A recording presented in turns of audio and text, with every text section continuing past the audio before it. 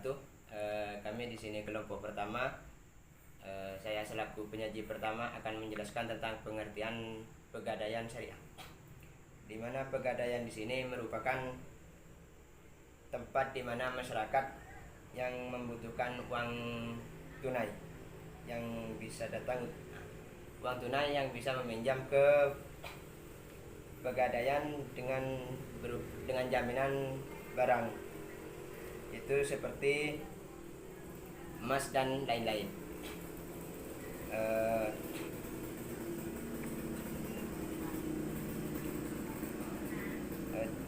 Di sini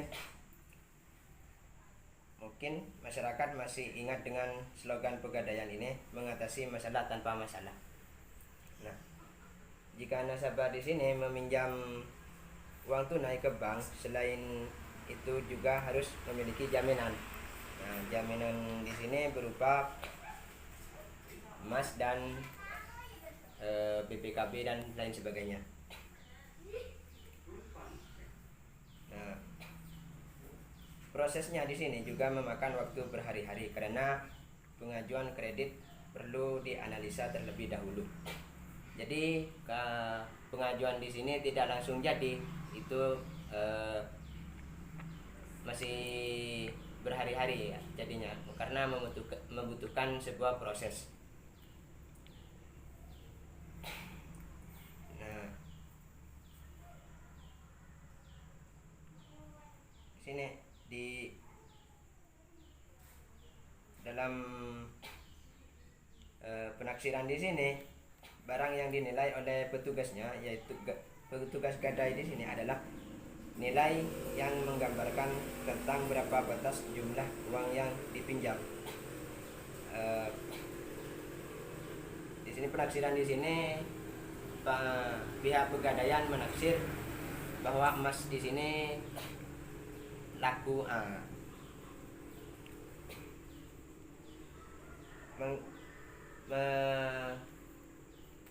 laku berapa begitu. Terus di sini prinsip pegadaian syariah. Prinsip pegadaian syariah di sini menurut firman Allah, yaitu jika kamu dalam perjalanan dan bermuamalat tidak secara tunai sedang kamu tidak memperoleh seseorang penulis, maka hendaklah ada barang tanggungan yang dipegang oleh yang berpiutang. Nah, dalam Quran surah Al-Baqarah surat 2 ayat 283. Nah, selanjutnya yaitu dari hadis Aisyah radhiyallahu anha, Nabi bersabda, sesungguhnya Rasulullah pernah membeli makanan seorang Yahudi dan Nabi menggadaikan sebuah baju besi kepadanya. Nah, di sini pernah Nabi membeli makanan kepada orang Yahudi tetapi tidak mempunyai uang. Nah, Rasulullah di sini menggadaikan baju besinya untuk membeli makanan tersebut. Nah, nanti kalau Nabi sudah mempunyai uang, dengan cara membayar makanan tersebut dengan cara menebus pakaian baju besi tersebut. Nah, mungkin hanya itu yang dapat saya sampaikan. Kami langsung saja ke penyaji kedua. Bismillahirrahmanirrahim. Assalamualaikum warahmatullahi wabarakatuh. Saya Fairuz Saifi adalah penyaji yang kedua tentang pegadaian syariah.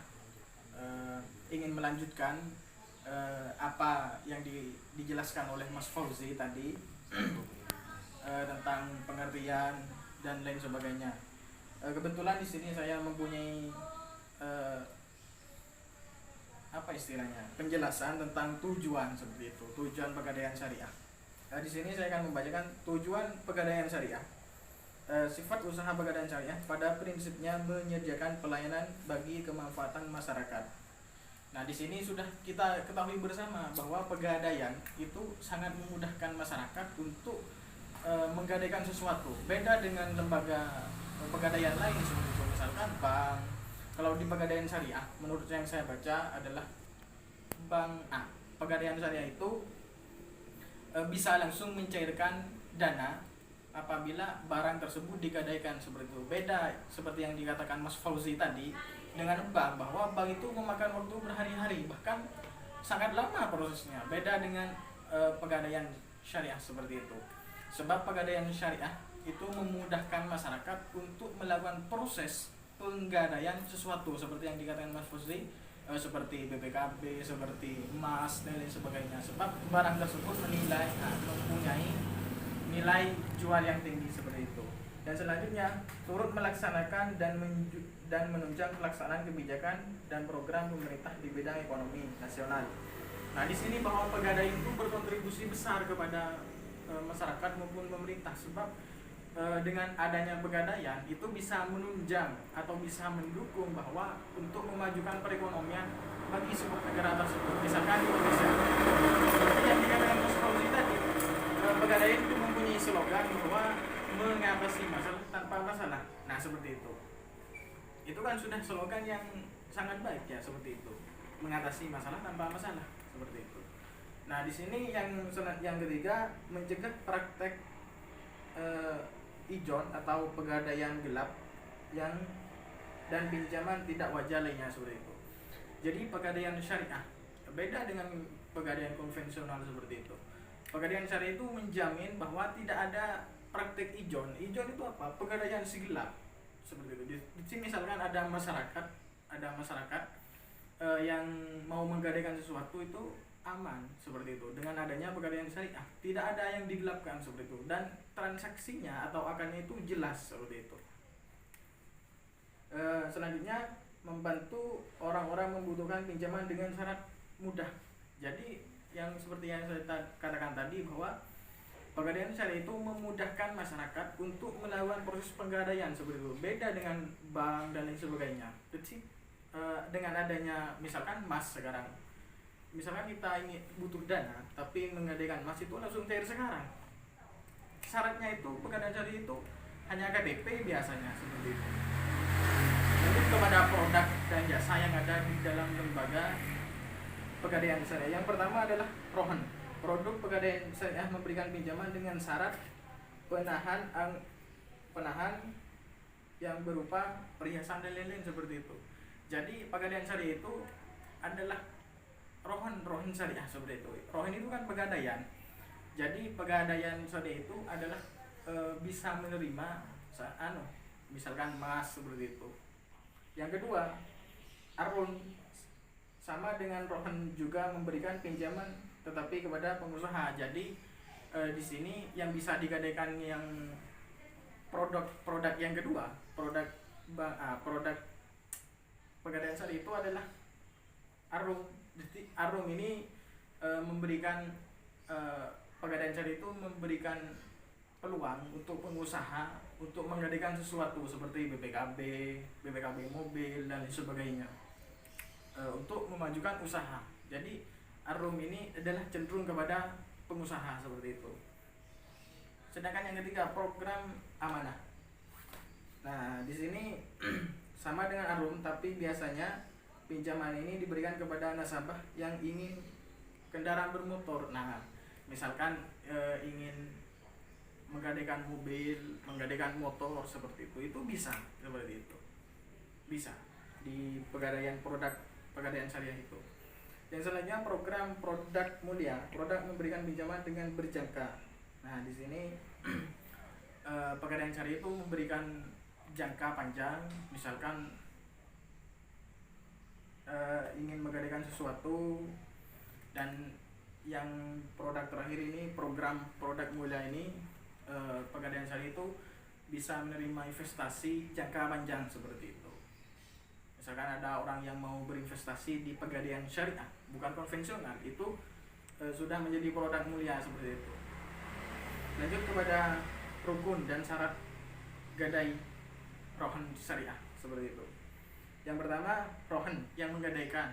Jadi rohan itu adalah orangnya yang menggadaikan seperti itu. Misalkan saya Virus ingin menggadaikan emas seperti itu. Nah, itu sudah termasuk rahin seperti itu. Orang yang menggadaikan seperti itu. Yang kedua, murtahin yang menerima gadai. Jadi murtahin itu adalah pihak pegadaian seperti itu. Yang selanjutnya marhun, barang yang digadaikan, barangnya misalkan berupa emas, PPKB dan sebagainya. Yang ketiga almarhum bih, utang, seperti itu. Jadi utang itu misalkan saya ingin menggadaikan emas 15 karat misalkan, itu dinilai oleh pegadaian berapa uang yang harus saya berikan kepada si penggadai tersebut. Pihak pegadaian itu menafsir emas saya untuk memberikan pinjaman, seperti itu. Yang terakhir akad gadai, seperti itu. Di sini akad gadai yang pertama Qardun al-Hasan. Qardun al-Hasan itu apa? Akad yang digunakan nasabah untuk usaha konsumtif, seperti itu. Jadi konsumtif itu sudah kita ketahui bersama, untuk dikonsumsi sendiri, misalkan untuk membeli mobil, seperti itu kan, menggadaikan sesuatu misalkan untuk membeli mobil, seperti itu. Yang kedua mudharabah. Akad ini diberikan pada nasabah ingin memperbesar modalnya untuk usaha, seperti itu. Jadi yang kedua mudharabah ini, pegadaian itu memberikan uang, memberikan dana untuk orang yang ingin memperbesar usahanya, seperti itu. Misalkan ada geng tahu, nah itu ingin membuka cabang di mana-mana, itu yang dikatakan mudharabah di dalam pegadaian. Yang terakhir bai muqayyadah. Apa bai muqayyadah? Akan yang diberikan pada nasabah untuk keperluan bersifat produktif. Jadi yang terakhir ini bai muqayyadah ini untuk orang yang ingin mengembangkan usahanya yang bersifat produktif. Misalkan untuk membangun toko, untuk membangun bengkel. Nah itu pegadaian itu ada akad yang istilahnya bai muqayyadah, seperti itu. Ingin membesarkan usahanya untuk membuka misalkan cabang di mana-mana, seperti itu. Mungkin hanya itu yang dapat saya sampaikan, kurang dan lebihnya mohon maaf. Wassalamualaikum warahmatullahi wabarakatuh. Assalamualaikum warahmatullahi wabarakatuh. Baik, nama saya Adana Syakbar. Saya adalah penyaji yang ketiga yang akan menerangkan tentang ijarah. Nah, yang mana pada di sini objek dari akad ini adalah pertukaran manfaat tertentu. Bentuknya adalah murtahim menyewakan tempat penyimpanan barang. Di sini yang dalam akad ijarah. Adapun tujuannya dan manfaat gadai di syariah di sini, yang pertama, turut melaksanakan penunjangan pelaksanaan kebijakan dan program-program pemerintah di bidang ekonomi dan pembangunan nasional. Di sini apa ya? Dalam lembaga di sini tujuannya melaksanakan pelaksanaan kebijakan pemerintah. Yang kedua, pencegahan praktik ijor, penggadai yang gelap dan pinjaman tidak wajar lainnya. Di sini pencegahan antara ada pencegahan akad-akad yang gelap di sini. Tugasnya atau tujuan dan manfaat bagi ijar di sini.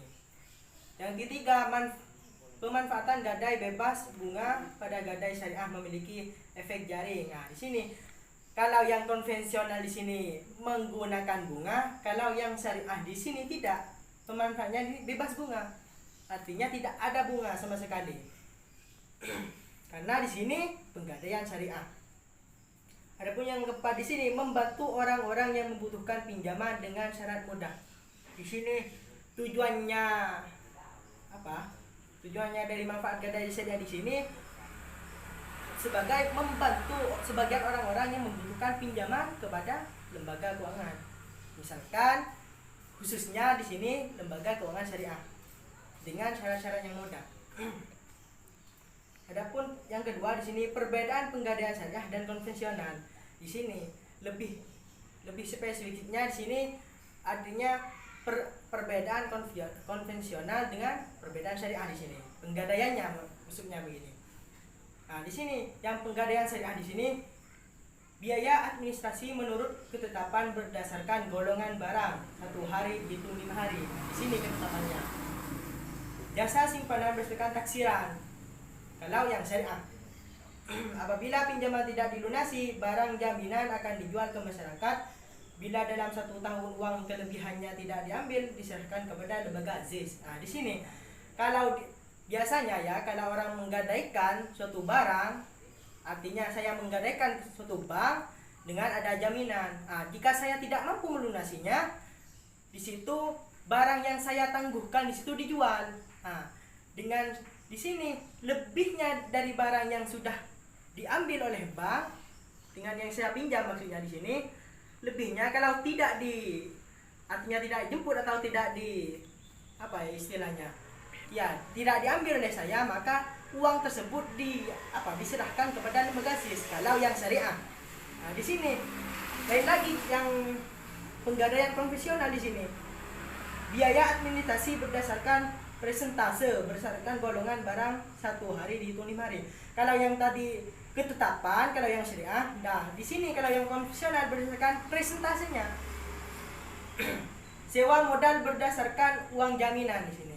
Sama, artinya kalau kita menggadaikan sama-sama pasti ada tangguhannya.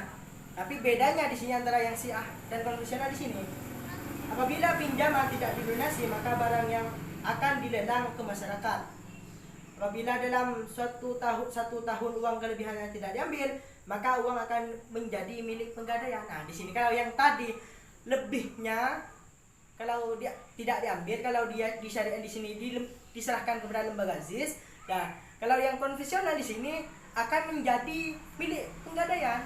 Nah, di situ. Dan yang terakhir di sini mekanisme penggadaian syariah. Nah, adapun mekanisnya, adapun implementasinya di sini operasi penggadaian syariah hampir bermiripan dengan penggadaian konvensional.